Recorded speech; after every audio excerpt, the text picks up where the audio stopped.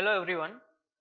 In our previous session, we have defined the three different methods by which we are able to improve the efficiency of turbine, and those three methods are regenerative feed heating cycle, second one is reheat cycle, and third one is binary cycle. We have discussed the philosophy behind the development of these three techniques, that why we need to define these three techniques. We know that if we increase the average temperature of heat addition to the Rankine cycle, we are able to improve the efficiency of turbine, and to do so we have developed these three techniques. Okay, and in our previous session we have observed the regenerative feed water heating cycle, and we have also discussed the classification of regenerative feed water heating cycle, that it has a two type.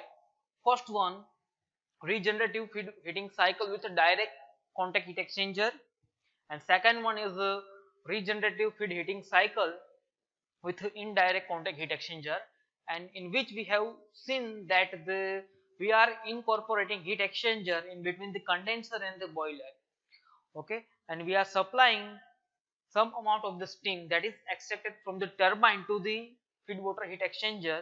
Okay, so that we can increase the temperature of water that we are supplying to the boiler, so that we can optimize the fuel level inside the boiler, and we will get the maximum efficiency. Okay, now in today's session I would like to brief you about the reheat cycle, okay, and the binary cycle. So let's begin our cycle with the second technique, that is reheat cycle.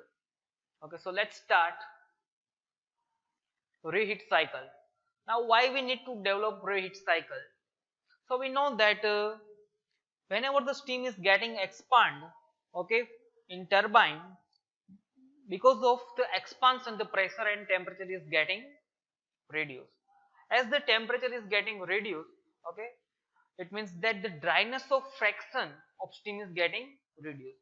As we reduce the dryness of fraction of the steam, there might be possibility that the steam will cause the corrosion effect, and this corrosion effect will reduce the life of turbine, okay, which is not in our favor, because the manufacturing of turbine is quite costlier, and its design and profile of the blade is quite complicated to manufacture.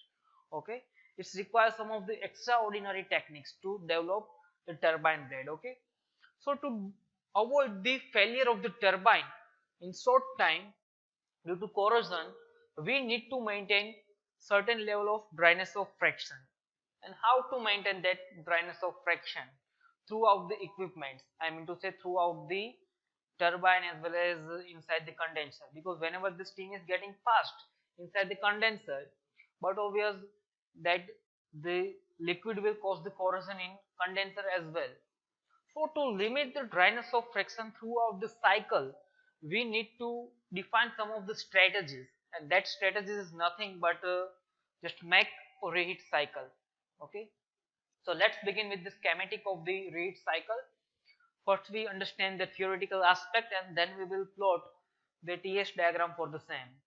Here we have a schematic of the reheat cycle, in which you can see we have main component like boiler, high pressure turbine, low pressure turbine, then after condenser, then after pump and all those things. Now here you can see that the boiler, okay, boiler, main function of boiler is to convert water into the steam. So let's start our cycle with this. Okay, so 2 to 3 is the boiling process, in which the saturated liquid is getting converted into the saturated vapor, and this saturated vapor at point 3 is passed through the high pressure turbine. As it passed through the turbine, but obviously its pressure and temperature is getting reduced. Okay, then after the first stage of turbine, this steam is getting passed through the reheater. Okay, reheater, and reheater circuit is itself inside the boiler, so that we can optimize the fuel level and we are able to use the waste heat.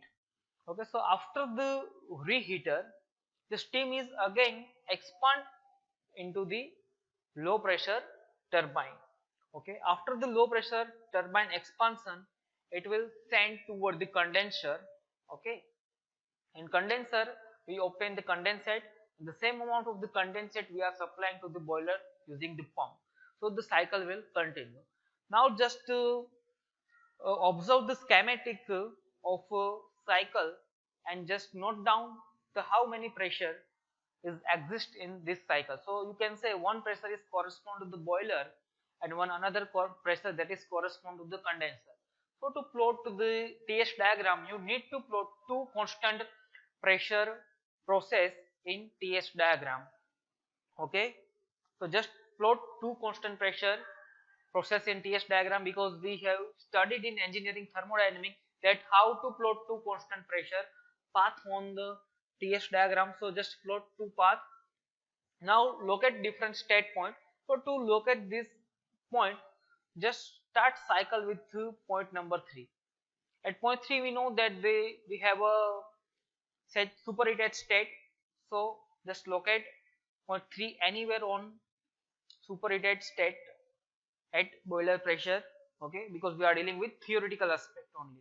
Okay, from the numerical point it's quite different technique to plot the TS diagram that I will explain you, but for the theoretical dealing just go through the lecture. Okay, at point 3, okay, point 3 represent the superheated steam, 3 to 4 is expansion, so plot the expansion. Now 4 to 5, 4 to 5 is again constant pressure heating process, so you need to plot one inclined path from point number 4 up to the point number 5. Okay, then after point 5 to 6 is again expansion, so we need to plot isentropic expansion as we are dealing with the theoretical cycle. Okay, so we obtain point number 6 here. Then after 6 to 1 condensation process at constant pressure. At point 6 we have liquid plus vapor state. At point number 1 we have a saturated liquid state, so look at point number 1. Then after 1 to 2 is again pumping process from condenser pressure to boiling pressure. So we will get this type of path on the TS diagram. Okay, now you can notice one thing, just by incorporating the reheating cycle, the area of TS diagram will increase by amount that is shown by this horizontal green line. So the area that is covered by the horizontal green line is increased just because of the reheating. And we know from the thermodynamic, as we increase the area, but obviously the net heat interaction getting increased, net heat interaction is getting increased, and we will get the maximum efficiency. Okay, so this is the concept behind the reheating. In reheating cycle we need to provide one heat exchanger in between two stage of turbine. Okay, and this heat exchanger will increase the net heat interaction and we are able to obtain the maximum work done from the turbine. Okay, so it is all about the reheat cycle. Now I would like to brief you binary cycle. So let's begin with the binary cycle. Here we have binary cycle with us. You can see binary cycle, top cycle and bottom cycle. Top cycle and bottom cycle. In top cycle we are using mercury as our primary fluid, and in bottom cycle we are using water as a secondary fluid. Why we choose mercury as a primary fluid? Because mercury has the advantage of boiling point at correspond pressure compared to the water. So let's begin with the cycle. In top cycle we have 4 component: boiler, then after turbine, condenser and the mercury and the pump, mercury pump. Let's begin cycle with the mercury pump, that is 1 to 2. During 1 to 2 pressure will increase because of the pumping process. 2 to 3 is the boiling process, during which the heat is supplied to the mercury to convert liquid mercury into the vapor. Okay, so at point 2 we have a vapor of mercury with us. Okay, so this mercury vapor is expanded inside the turbine. Okay, so turbine will produce the work done. Okay, and after the expansion the same mercury is supplied toward the heat exchanger. Okay, to the heat exchanger, where high temperature mercury vapor transfer its heat to the water that is flowing in bottom cycle. Okay, and mercury cycle is again completed.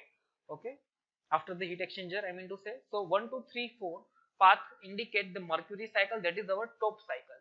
Now in bottom cycle, I would like to start the cycle with the heat exchanger. So whatever amount of the heat that is transferred by mercury is getting received by the water. Now this water is supplied to the superheater. Okay, in superheater water will get heats from the waste sources. Okay, so now this steam after the superheater is again supplied to the turbine, where it get expand, and again from the turbine it supplied to the condenser and the pump, and cycle will continue, basic cycle. Okay, so by doing so we are able to optimize our heat input, because mercury has an advantage of boiling point correspond to the water at particular pressure, so that we need to supply small amount of the heat. Okay, so by using the small amount of the heat, or you can say by supplying small amount of heat, we are able to reduce our input, so that the cycle efficiency will improve. Okay, so here you can say TS diagram that is similar to the traditional Rankine cycle, but here we are using two different fluid.